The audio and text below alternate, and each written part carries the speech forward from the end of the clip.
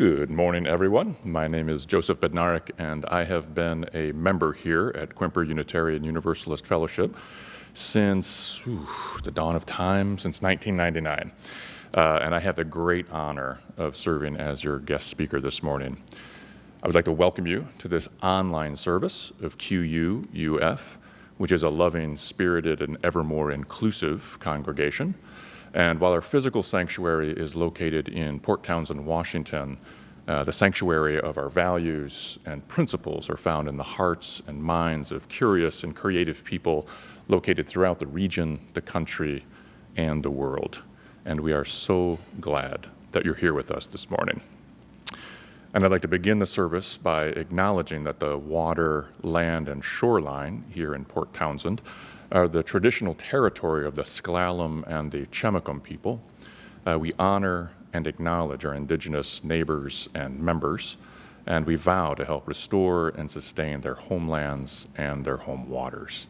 If you live in or near Port Townsend, we encourage you to walk the Chichmahan Trail to learn some of the rich indigenous history of this area. In a moment, we'll be lighting our chalice, but first, let's settle our minds and calm our hearts with the ringing of our chime.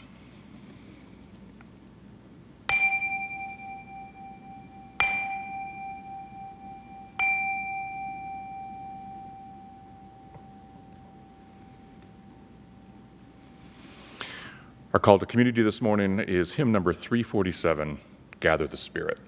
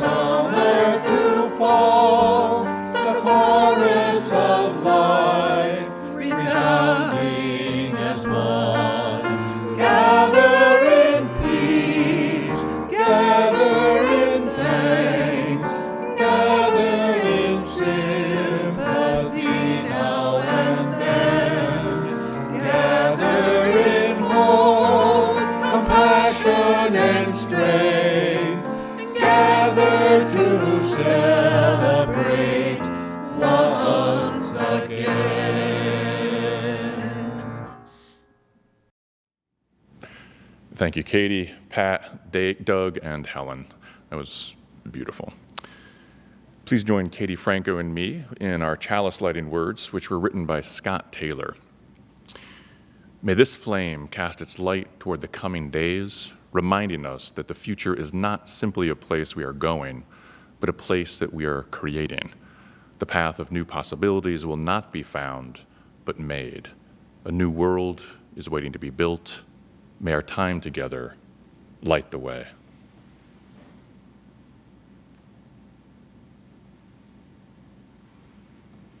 And our opening words this morning were written by our minister, Kate Lohr.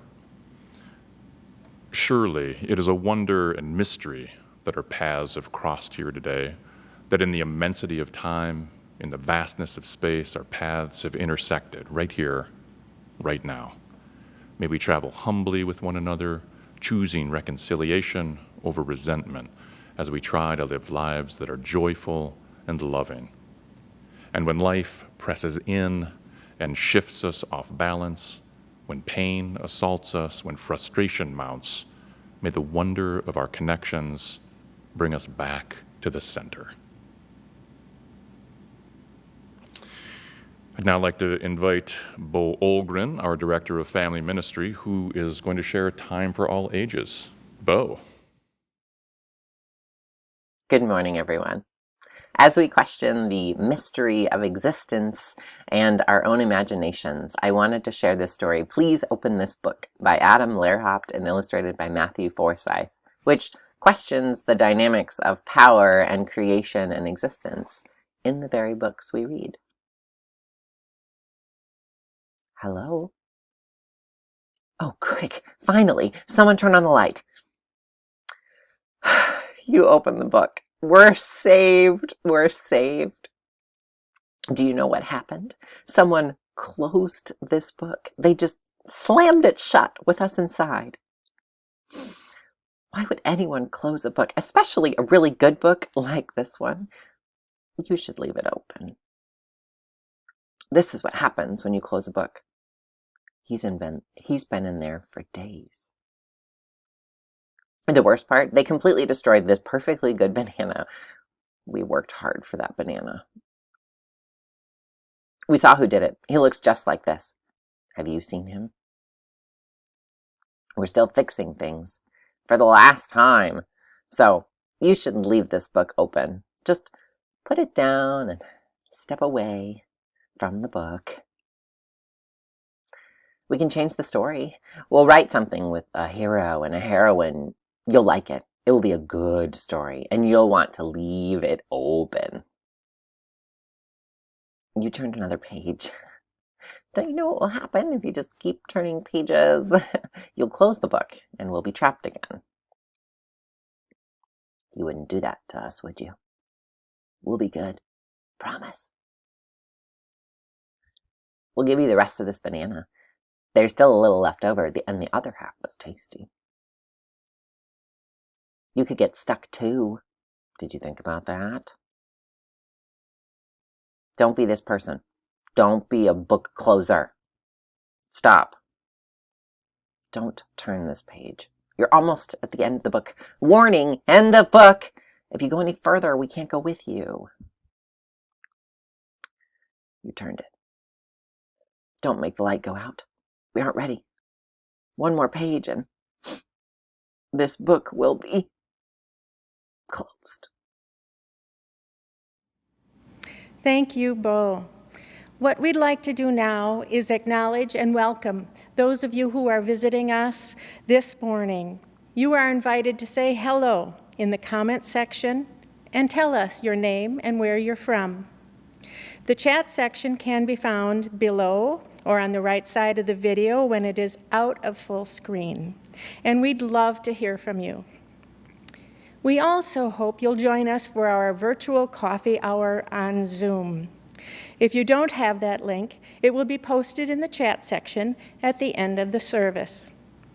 And if you find this service useful or inspirational, hopefully both, please share the link with your friends and family. So, welcome everyone. We're glad you're with us today. We will now receive the offering. Today is the first Sunday of the month, which means it's time for our Hope offering. Hope stands for Helping Our People Eat, and the money raised today will go to our local food pantries.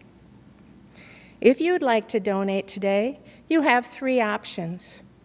Text the amount you'd like to give to the number now showing at the bottom of the screen. Go to our website, quuuf.org, and click on the giving link. Or simply mail a check to QUUF. Just remember to write HOPE in the memo line. We will now gratefully receive your offering as we listen to Unitarians from All Souls Church sing Little Boxes in a version that all of us can identify with by now.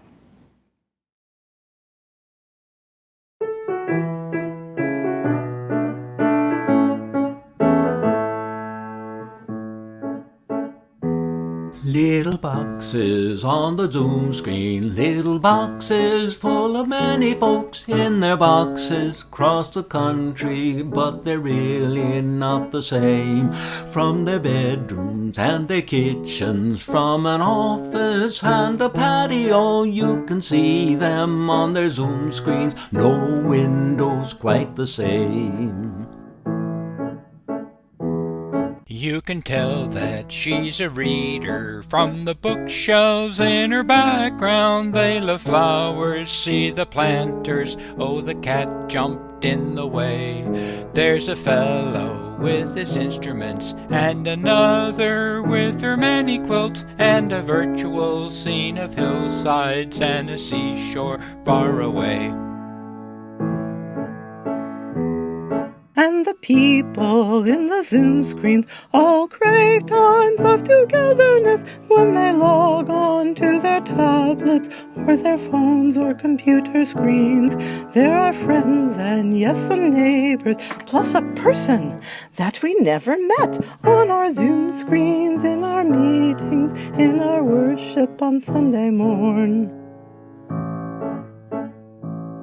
They are listening, they are talking, and they often leave some words in chat. They are craving times together when they log on to their screens. They respond to one another with a thumbs up and a caring heart, often praising and applauding when they hear a thoughtful share. Words of wisdom, silly pictures, songs and poems, plus a PowerPoint. We can see and hear each other, many ways to show we care. In these times of isolation, when we all feel separation, little boxes on our Zoom screens make connection just the same.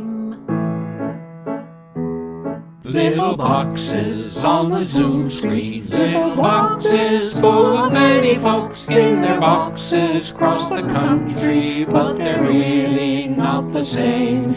In these times of isolation, when we all feel separation, little boxes on our Zoom screens make connection just the same.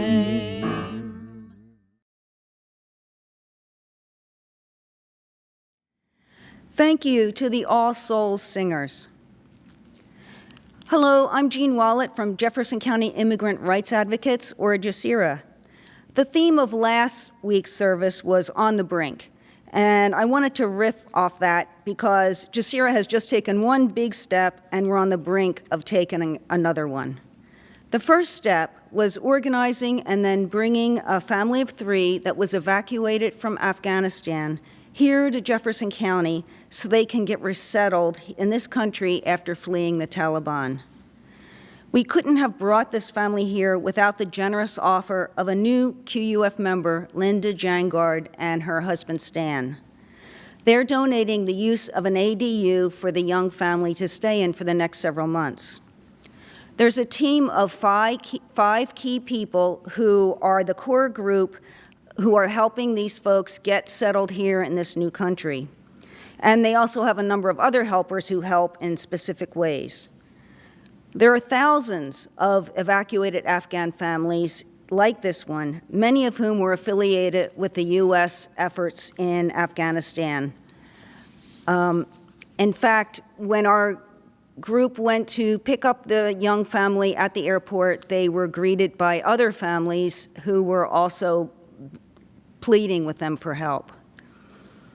So the next big step, we're hoping to bring a second family here, both because of the great need that I just mentioned and also so that our first family doesn't feel so very alone in this very different culture. We can only consider settling a second family if we get the two most challenging pieces in place. First, we need a second team of about 5 people who are willing to commit significant time, energy, and personal connection to the work of settling a second family. This includes everything from filling out forms, taking people to the grocery store, getting donations of clothing and furniture, transportation, employment leads, and so on. Guidance and support on how to do these things will be provided, but flexibility, having an open heart, and commitment to follow through are the most important ingredients for a good team member.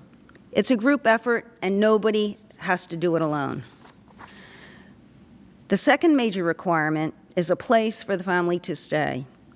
While we know there are Afghan families with several children who need a place to live, it may be more realistic for us to find housing for an individual, a couple, or a small family.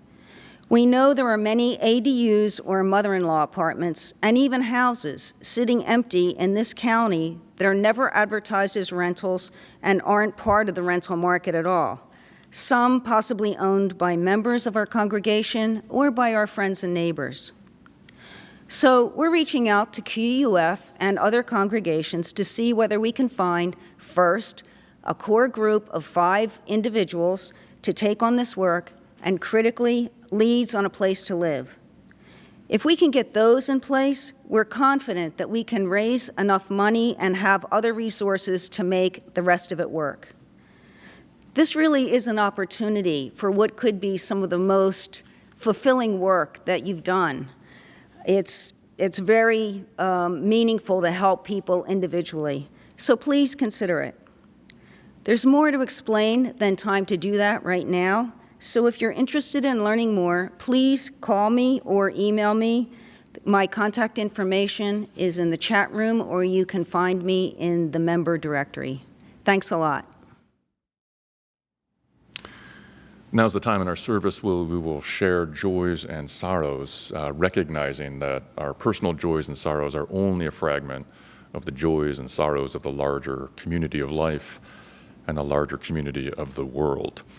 And thus we place this first stone with a very heavy heart about the situation that is happening and unfolding in Ukraine.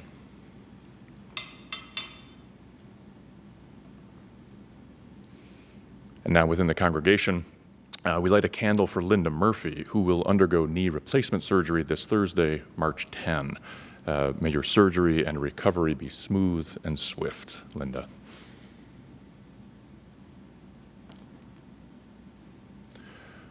We light this next candle for Betty Lou Burgett, a longtime member, known to many members of the fellowship. She passed away peacefully at her home near Fort Worden on Friday, February 25. Always a positive and appreciative lady, Betty Lou was in her 90s and much loved by everyone who knew her.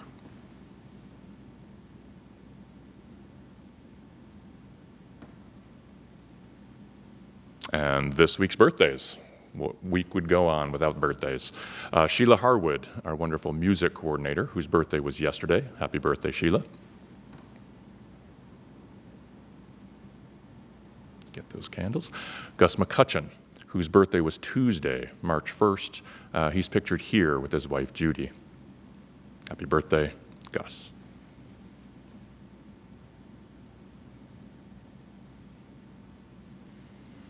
And Barbara Starr, whose birthday was March 3rd. She's pictured here with her husband, Mark. Happy birthday, Barbara.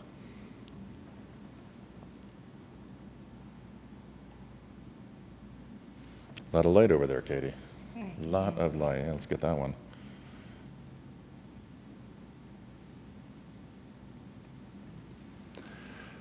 And now we place a final stone, holding in our hearts all the joys and sorrows that I've just shared, while also thinking of joys and sorrows among us that are unexpressed, but of no less importance. And I invite you into a time of quiet meditation.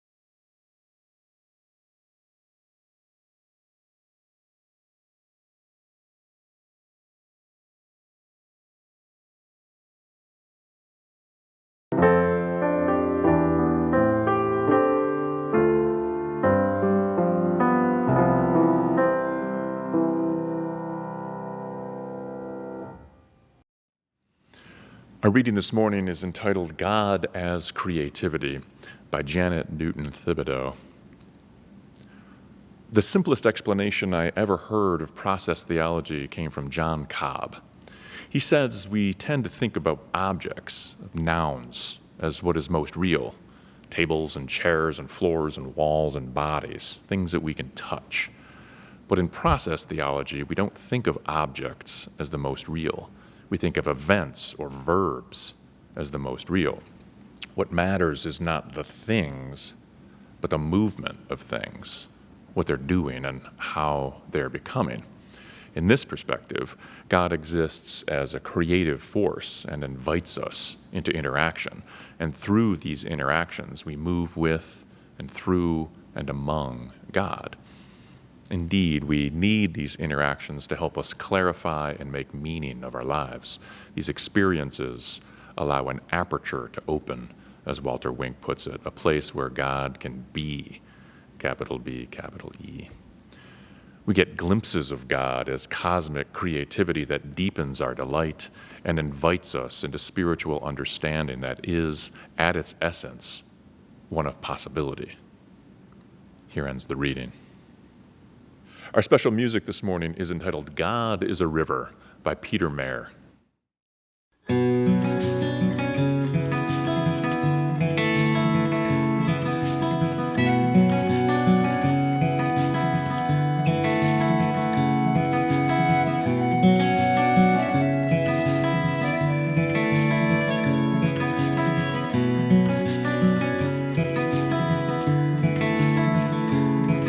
In the ever-shifting waters of the river of this life, I was swimming, seeking comfort. I was wrestling ways to find a boulder I could cling to, a stone to hold me fast, where I let the fretful waters of this river round me pass. So I found an anchor, a blessed resting place, a trusty rock I called my Savior. There I would be safe from the river and its dangers, and I proclaimed my rock divine. And I prayed to it protect me, and the rock replied, God is a river, not just a stone, God is a wild raging rapids and a slow meandering flow. God is a deep and narrow passage, a peaceful sandy shore. God is a river swimmer, so let go.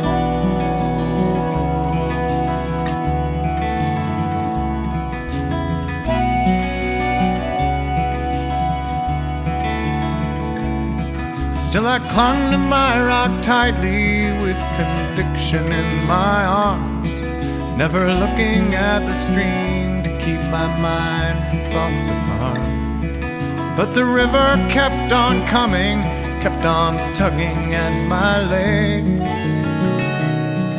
till at last my fingers faltered and I was swept away.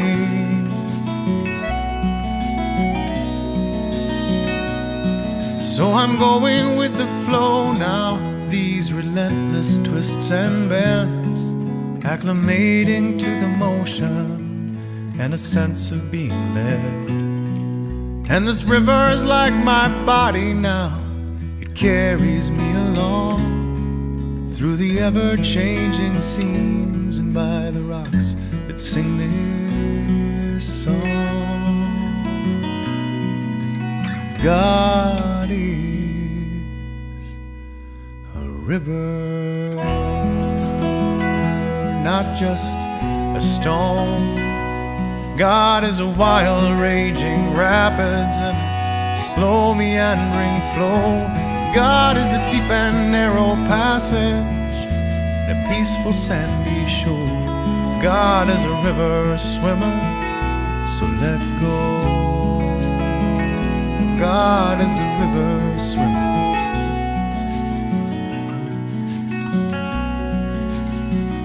so let go.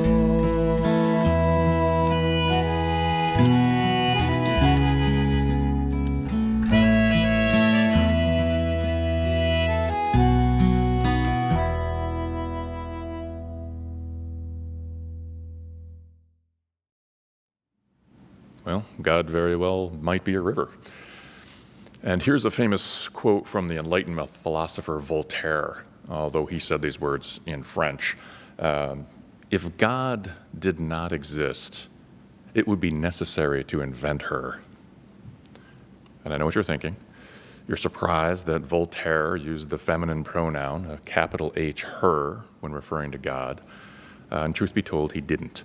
I just inserted her to create a little tiny jolt to our shop-worn image of God as male, and to catalyze a lived experience for everyone here relative to the title of this morning's sermon, which is called Reimagining God.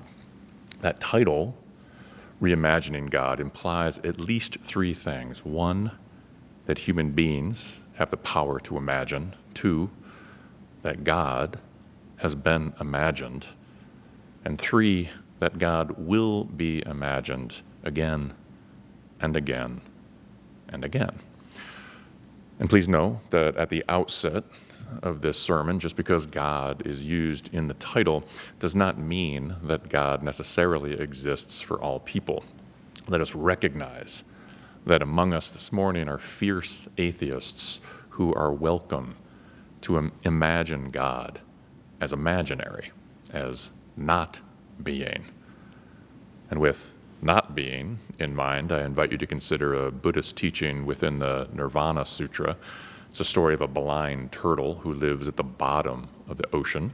And every 100 years, this turtle rises to the surface of the ocean, and floating upon the waters of the ocean is a log with a little hollow in it that will fit perfectly the turtle's neck and head. Now imagine a single turtle, single drift log amidst the vastness of the ocean. Now the likelihood of that turtle and that log making perfect contact amid the waves and the weather, the currents and the wind, where a head and neck can fit exactly through a hole, well, that is infinitesimal. And the root word of infinitesimal is infinite. It is infinitely small. And even rarer says the Nirvana Sutra, even more infinitely infinitesimal is your human birth, your consciousness, and your miraculous presence. Now, welcome to some of the most powerful tools of the human imagination, which is story and metaphor.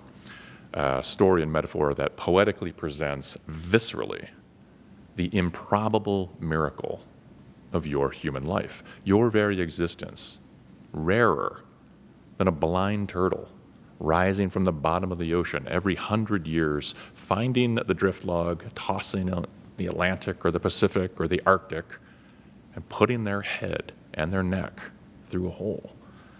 Can you imagine that picture? Can you feel the metaphorical wisdom of that sutra? Can you envision the turtle and the log and the ocean, a vast ocean? Can you feel the sobering gravity of those 100 years with the turtle at the bottom of the ocean?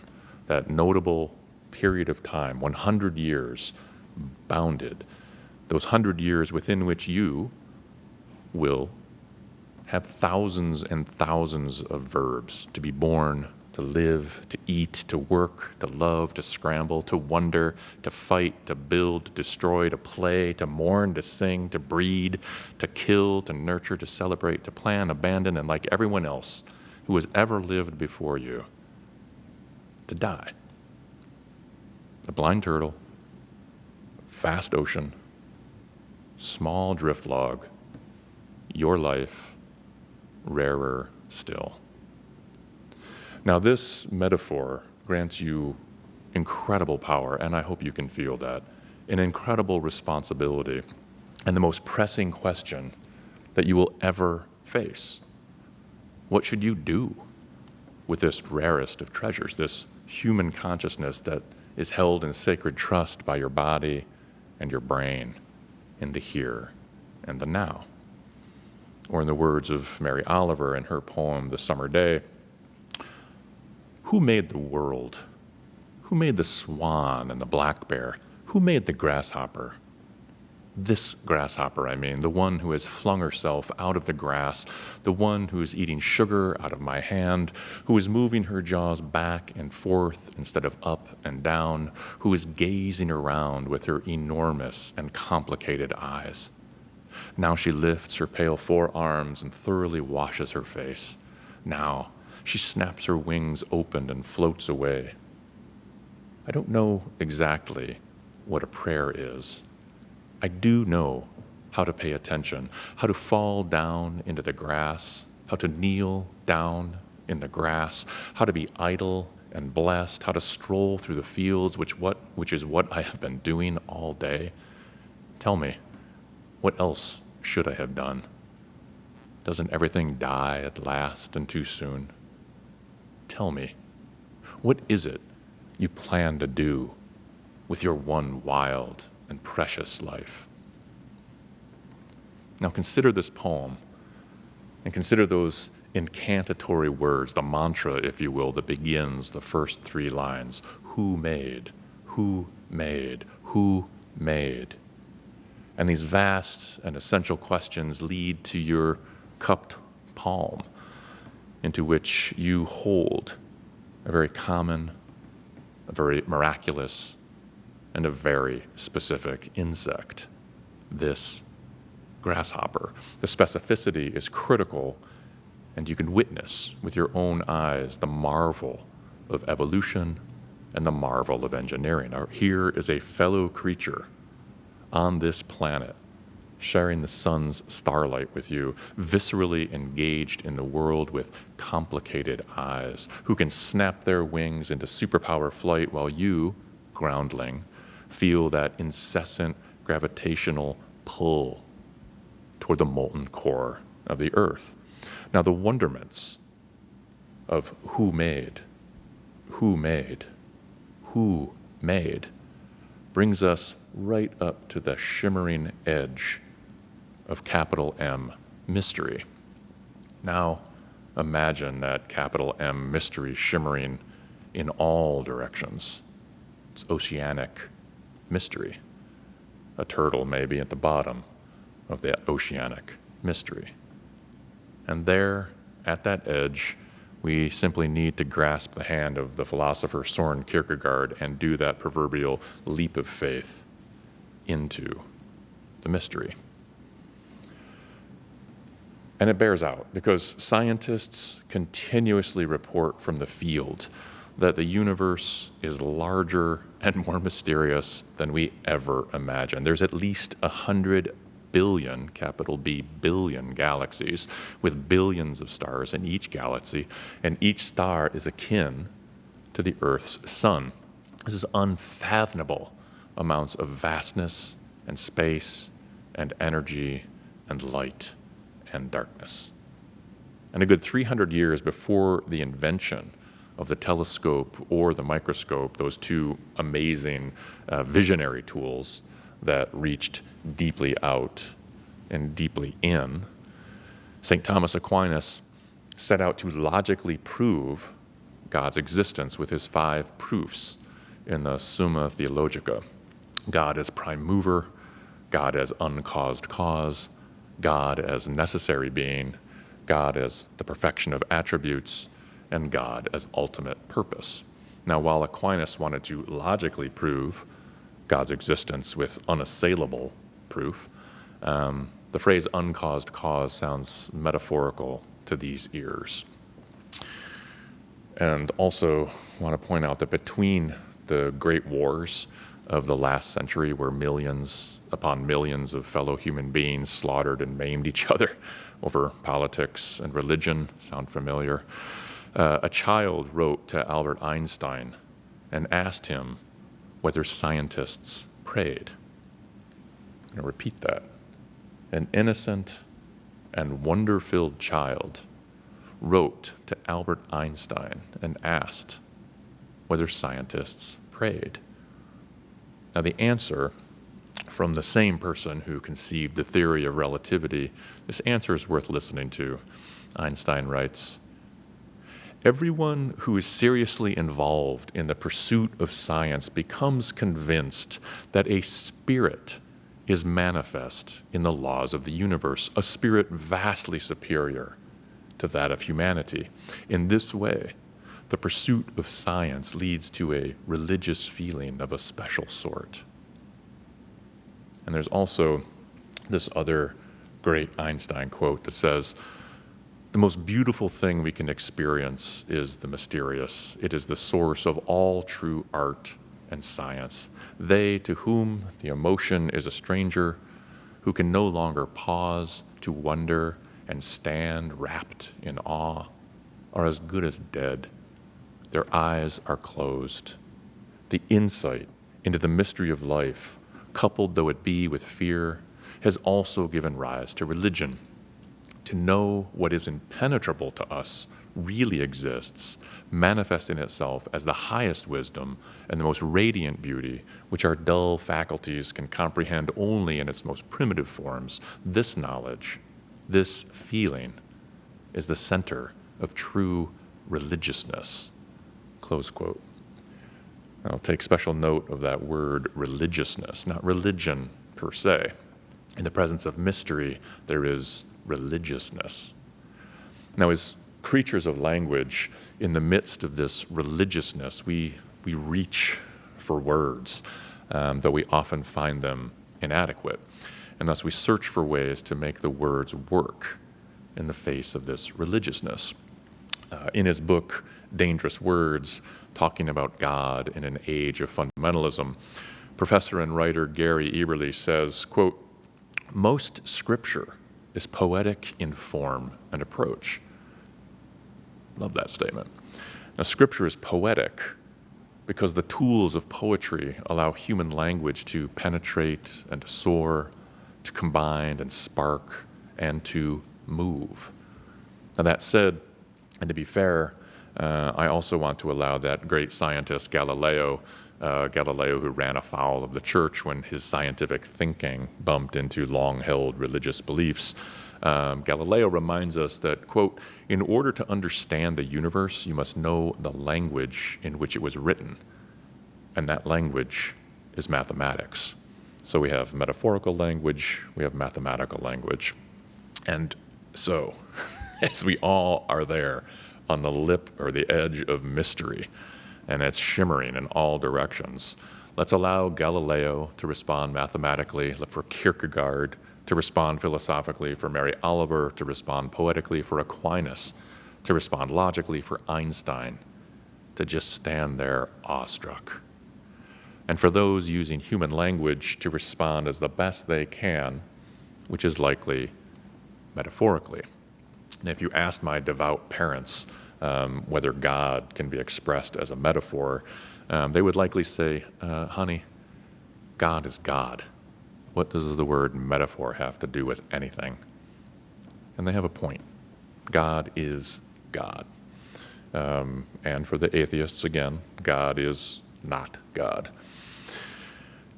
But nonetheless, I'm going to read now a third, 33, of the 99 names for God from the Muslim holy texts. The exceedingly merciful, the sovereign, the holy, the peace, the grantor of security, the controller, the almighty, the irresistible, the creator, the evolver, the shaper, the repeatedly forgiving, the all-seeing, the judge, the utterly just, the gentle, the all-aware, the indulgent, the magnificent, the much forgiving, the loving, the majestic, the resurrector, the witness, the restorer, the giver of life, the bringer of death, the living, the independent, the pardoner, the shielder, the beautiful, the timeless. Now the list goes on, and it also serves as a reminder of that effort to try to define God, to name the unnameable. That effort can also be by saying what God is not. And again, this is from the book Dangerous Words. Quote, the Hindu formula, neti, neti, which means not that, is used after religious affirmations to remind us that our human language is inadequate to express the divine. And whatever we say about God may be true, but still it is not that. So what is a metaphor? Now, a beautiful definition, a very simple and beautiful definition, appears in this lovely Italian movie called Il Postino. Il Postino is about one of the world's great poets, Pablo Neruda, who is exiled on this island. And the postman delivers his mail. And the postman notices that Neruda gets letters from all around the world, and that many of the return addresses suggest that women are writing him. Now, what is Neruda's power with women? Why this attraction? The postman wonders. Now he lands on the obvious. Poetry. And so the postman, who wants to harness the powers of poetry to attract the woman that he is smitten with, asks Neruda directly, what is metaphor? And Neruda answers, well, to be more or less imprecise, we could say it is a way of describing something by comparing it to something else. I love that phrase, to be more or less imprecise. And to put a finer point on Neruda's imprecision, Professor Eberle notes that linguists have multiple views of what metaphors are, and that religious language tends to use interactive metaphors, where there are two terms of comparison. They serve to illuminate each other, and both terms are active at once, and there's this tension that gets created between them. And that tension created in the image takes us into a deeper understanding of both terms. And then he uses the example of the 23rd Psalm from the Old Testament, which is slightly modified here.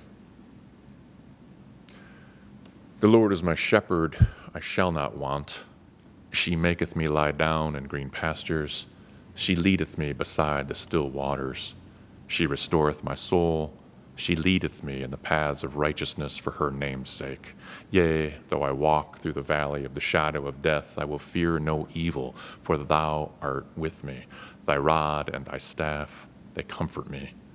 Thou preparest a table before me in the presence of mine enemies. Thou anointest my head with oil. My cup runneth over. Surely goodness and mercy shall follow me all the days of my life, and I will dwell in the house of the Lord forever. Now, God, in this passage of poetic scripture, is a shepherd and a host.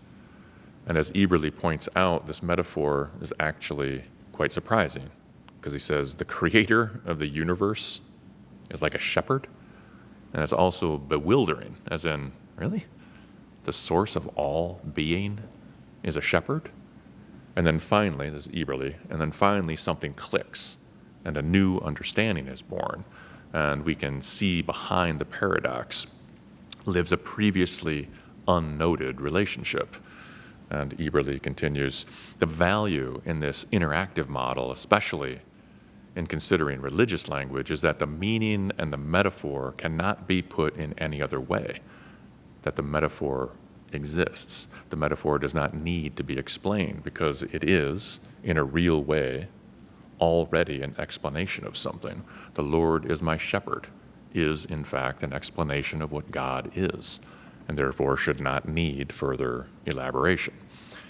And we are to rest in the image, or in itself, in the tension between those two terms, in the electric space between the positive and the negative pole.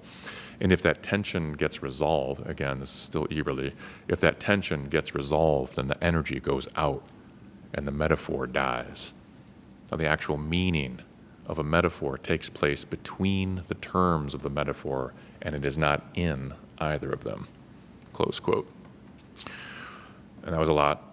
Thanks for hanging in there. What we're going to do is conclude with a phrase that's inspired by our Universalist tradition. You've heard it before. God is love. Now, is this a definition, or is this a metaphor? Is the is in there an equal sign, akin to mathematics, or is the is an interactive metaphorical space where energized meanings can swirl and spark? God is love. And it's interesting to point out that love is both a noun and a verb. Now, it seems to me that when we practice love, when we verb love, and when we practice God, when we verb God, we manifest the divine. And our miraculous being which is rarer than a turtle sticking its head and a neck through the hole in a log floating on the ocean, we can spark God into action. And let us now close where we opened. If God did not exist, it would be necessary to invent her. Now, moving deeper into our day, this glorious Sunday, let us consciously choose to invent her with the most mysterious love imaginable. Metaphorically yours, Amen. Please join voices now for our closing hymn, number 304, A Fierce Unrest, led by Doug and Pat Rodgers. Enjoy.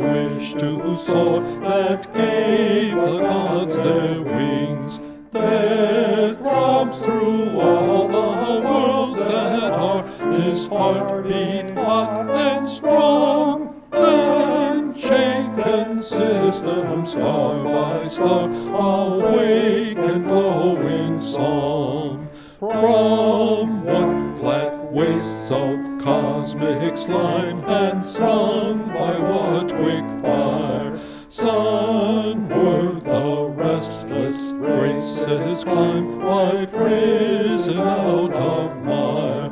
When baffled lips demanded speech, speech trembled into birth. One day the lyric word shall reach from earth to laughing earth, from deed to dream, from dream to deed, from daring hope to hope. The restless wish, the instant need, still lash us up the slope. Sing, we know governed firmament, cold ordered regular. We sing the stinging discontent that leaps from star to star. Thank you, Doug and Pat. That was gorgeous. It's just about time to extinguish our chalice, but before I do, I would like to let you know that Kate Kinney will be in the pulpit next Sunday. Her sermon title is Sustaining the Tree of Life, and I hope that you can join us. But now let's join together in our chalice extinguishing words. We extinguish this flame, but not the light of truth, the warmth of community, the fire of commitment, or the power of transformation. These we carry in our hearts until we're together again.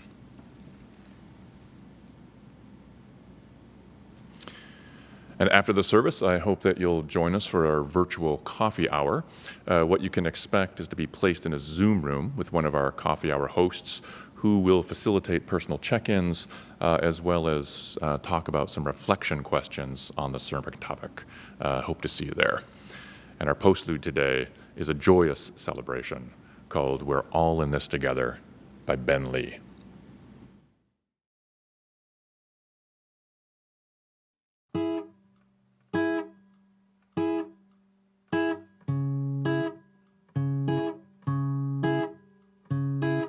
Woke up this morning, I suddenly realized we're all in this together. I started smiling, 'cause you were smiling, and we're all in this together. I'm made of atoms, you're made of atoms, and we're all in this together.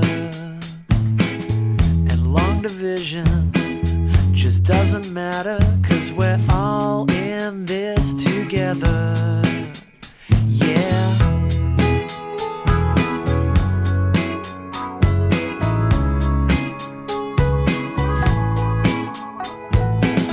I saw you walking in the city, we're all in this together.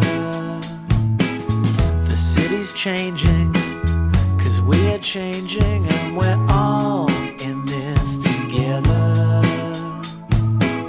Every 12 seconds, someone remembers that we're all in this together. In the kitchen of your rent control apartment, we're all in this together. Come on, baby, I don't mean to rush you. I only wanted to reach out and touch you. I've got to start to open my heart.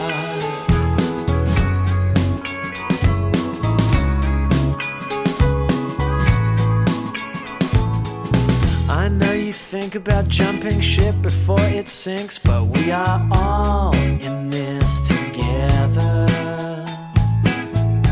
Ask a scientist, it's quantum physics, we are all in this together. And on the subway, we feel like strangers, but we're all in this together. Yeah, I love you, and you love her, and she loves him, but we are all in this together. You know, baby, there's never been protection in all the history of human human connection. Come on, darling, it's alright to show me you don't ever need to be lonely once you start to open your heart.